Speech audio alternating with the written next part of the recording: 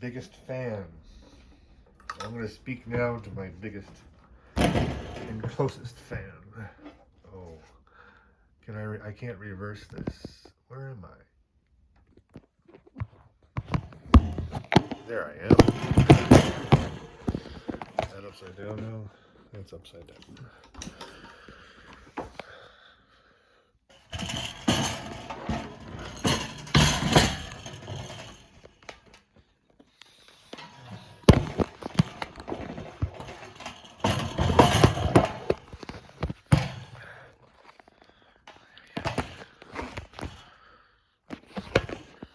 Ah.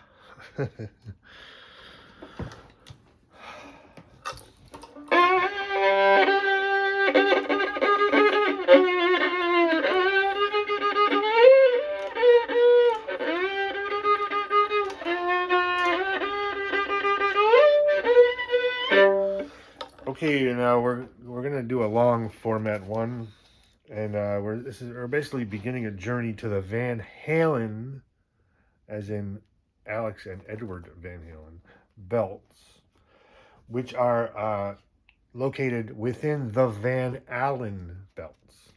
Okay, so just to catch anybody or everybody up to speed, the Van Allen belts are an energetic structure within the magnetosphere. Trapped energy in the magnetosphere. It breaks into two belts, the inner belt and the outer belt. The Van Halen belts, so there's a belt basically every type of person. There's the Louis Armstrong belts I was going to talk about yesterday, but I'll tell you this, after we get to the Van Halen belts, we're going to follow him to the Benny Goodman belts and then to the Louis Armstrong belts. So we have a destination, which is the Louis Armstrong area, let's just call it, within the Van Allen belts. But we're going to start, because Van Halen is like the music of my generation. So we're going to go to the Van Halen belts, which I've already stated, the language of the Van Halen belts is Riffrock. So we're going to get to a little Riffrock lesson here in a moment. But I wanted to quote this book first, just to bring people up to speed. Because, okay, the Van Allen belts are something you can look up and read about and look at pictures. Just start with a picture. Go to an image site and look up Van Allen belts. And then look up the Andromeda Galaxy. Because we're going to compare the Andromeda Galaxy to the Van Allen belts, ultimately. So be acquainted with those two things, if you want to, get into what I'm talking about. So where I come in with something different is that there's the spiritualist traditions, and I refer to this book by J. Hewitt Mackenzie called Spirit Intercourse. I have the 1916 and 1917 edition, but that represents kind of a simmered down, a reduced explanation of this whole history of spiritualism, which was the whole 1800s, which also dates back to Swedenborg, which is why I call this Neo-Swedenborgianism, because it's a new neo look at this world that Swedenborg describes. He describes it at length and in detail. And he was a Christian, and he writes within his own Christianity, but we are not Christian. We are just looking at this thing he wrote as if it's a tour guide to the afterlife. And if you think it was all in his head, well, then it is a tour guide within your own psyche. This is a tour of your psyche. And to cap it off, what he describes the universe is as shaped like a human. Swedenborg will sometimes say something like, I was in the left big toe, right? And if you want to follow that route, look up Off the Left Eye. If you're interested in Swedenborgs, they're actually Swedenborgians.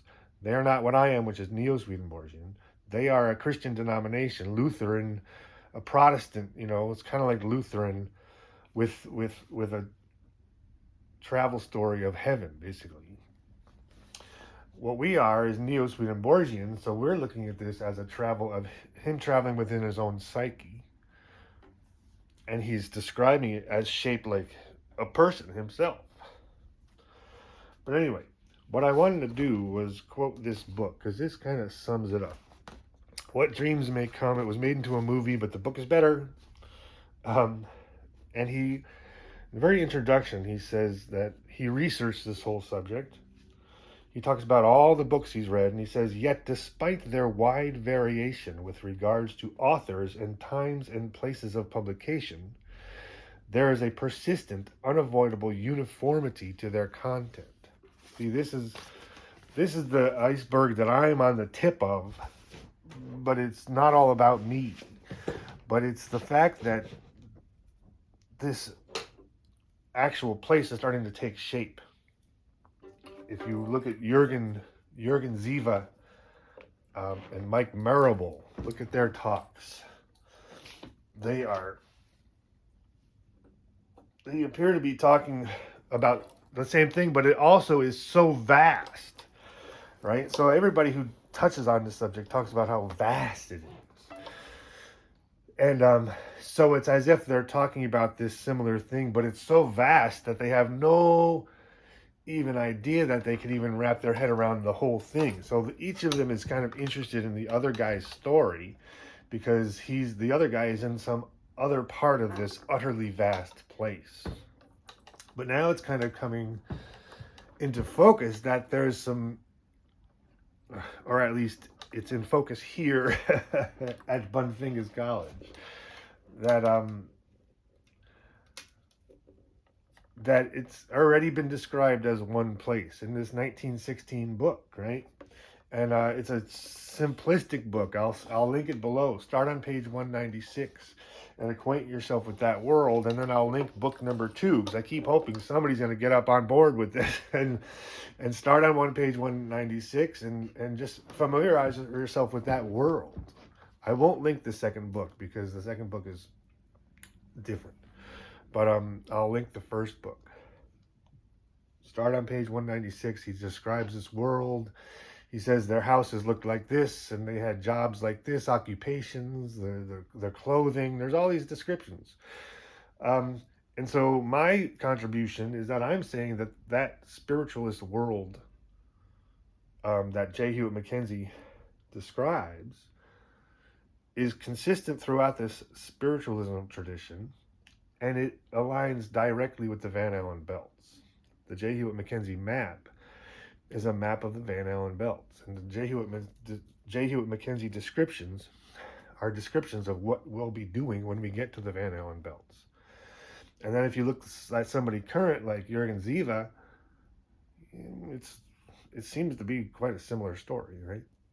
Jürgen Ziva describes houses and places and towns and cities and things to do and levels. These levels. So a pattern has emerged, and to my amazement, these Jürgen Ziva videos only have about 5,000 hits. Jürgen Ziva is a guy who's currently making videos about this world I've been describing. I only discovered Jürgen Ziva a year ago, I think. And I just think it's such compelling information, and it aligns so directly with everything I've already been saying, which means you can just see his whole thing as a travel within his own psyche or physiology if you want to, but that doesn't make it go away, right? Okay, it's all in your head. Well, okay, now I know where it is. This dynamite on your horizon, there's dynamite on your horizon, but it's only in your head, right? The dynamite is only in your head, right? So this qualifier of only doesn't make any sense. So anyway, now on to the lesson. Riffrock is the language of the Van Halen belts. So we're playing with one finger on one string. My thumb is holding the fiddle against, I'm pressing it with pressure here, so I'm holding it like that.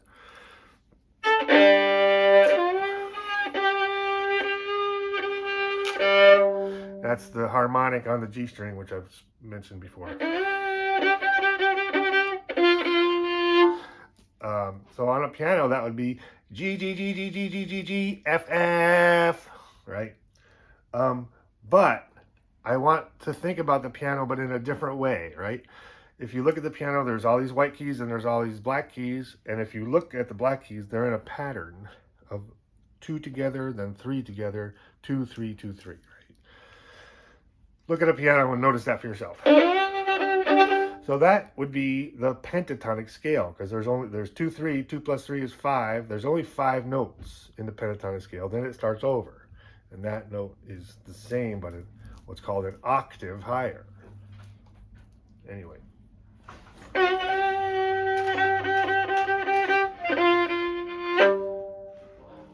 So we're going to think about that pattern, that 2, 3, 2, 3 pattern. And so, even though this is a G note, and on the piano a G note is white and not black, we're going to think about this G note as one of the pair of 2. So there's a pair of 2 and a pair of 3. So if you were to go to a piano and hit the one on the right of the 2, da da da da da da da da da da, that's the 2 black keys together make that sound. So what I'm getting at is that even though we're thinking in terms of a piano, we're not thinking note for note, we're thinking that pattern of 2 and 3, right? So we're going to take that pattern of 2 and 3, the pentatonic scale pattern, and we're going to start it here.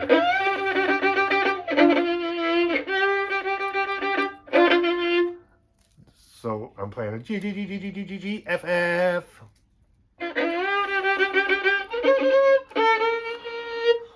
So that would be C, B flat.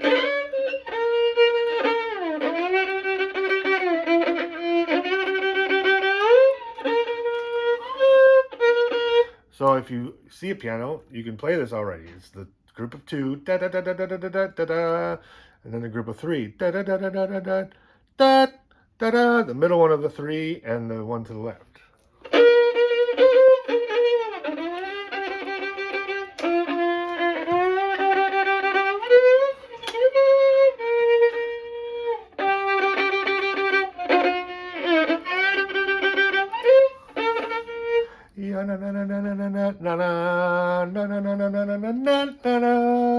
Right? So that is a riff.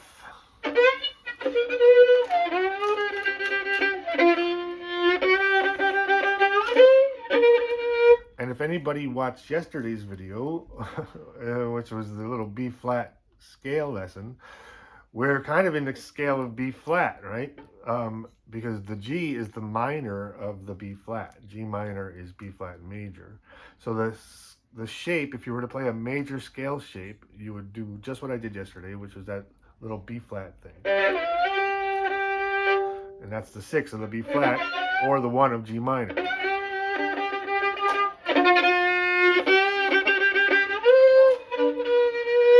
And that's a Van Halen riff, right? So this is all currency on the Van Halen belt, right? So if you're going to go to the Van Halen belt, you want to be able to speak the language. And as I've said, the language of the Van Halen belt is Riffrock.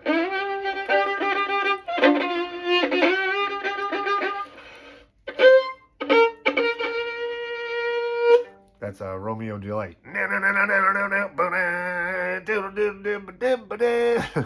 Feel my heartbeat. That song. Feel my heartbeat. Feel my heartbeat. Feel my heartbeat.